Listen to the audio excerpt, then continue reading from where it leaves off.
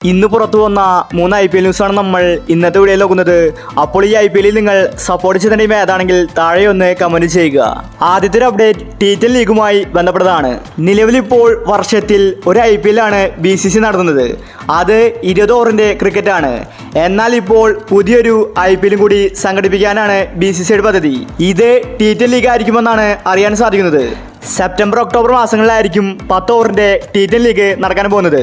IPL പോലെ തന്നെ T10 ലീഗും വളർത്തിയെടുക്കാനാണ് BCCI ഉദ്ദേശിക്കുന്നത്. ഒരുപക്ഷെ അടുത്ത വർഷം തന്നെ T10 ലീഗ് ആരംഭിക്കും. BCCI അതിനുവേണ്ടിയുള്ള കാര്യങ്ങൾ ചെയ്തു തുടങ്ങിയിട്ടുണ്ടെന്നാണ് റിപ്പോർട്ട്. അടുത്തൊരു അപ്ഡേറ്റ് RCB ടീമിനെ സംബന്ധിക്കുന്നതാണ്. RCB മുംബൈ ടീമിൽ നിന്ന് കോടികൾ കൊടുത്ത് വാങ്ങിയ താരമാണ് കാമറോൺ ഗ്രീന്. എന്നാൽ ഇപ്പോൾ RCBക്ക് വലിയ തിരിച്ചടിയാണ് നേരിട്ടിരിക്കുന്നത്. IPL 2024 green കളിച്ചേക്കില്ല. താരത്തിന് കിഡ്നി സംബന്ധമായ അസുഖമാണ്. കഴിഞ്ഞ ദിവസമാണ് ഗ്രീന് ഇക്കാര്യം വെളിപ്പെടുത്തിയത്. ഞാനിപ്പോൾ ചികിത്സയിലാണ്. മാരകമായ കിഡ്നി രോഗമാണ് എനിക്ക്. അത് മാറാൻ മാസങ്ങൾ ആവശ്യമാണ്. IPL 2024 ഗ്രീനിന് നഷ്ടപ്പെടുമെന്നാണ് റിപ്പോർട്ട്. അങ്ങനെയാണെങ്കിൽ അത് RCBക്ക് തിരിച്ചടിയായിരിക്കും. കോടികൾ കൊടുത്താണ് RCB ഗ്രീനിനെ വാങ്ങിയത്. RCBയുടെ കാശ് വെള്ളത്തിലായെന്ന് തന്നെ പറയേണ്ടിയിരിക്കുന്നു. അടുത്തൊരു അപ്ഡേറ്റ് രോഹിത് ശർമ്മയുമായി ബന്ധപ്പെട്ടതാണ്. മുംബൈക്ക് വേണ്ടി 5 കപ്പ് നേടിക്കൊടുത്ത ക്യാപ്റ്റനാണ് രോഹിത് ശർമ്മ. എന്നാൽ ഇന്നലെ മുംബൈ ഇന്ത്യൻസ് രോഹിത് ശർമ്മയെ ഒഴിവാക്കി. ശേഷം പാണ്ഡ്യയെ ക്യാപ്റ്റനായി പ്രഖ്യാപിച്ചു.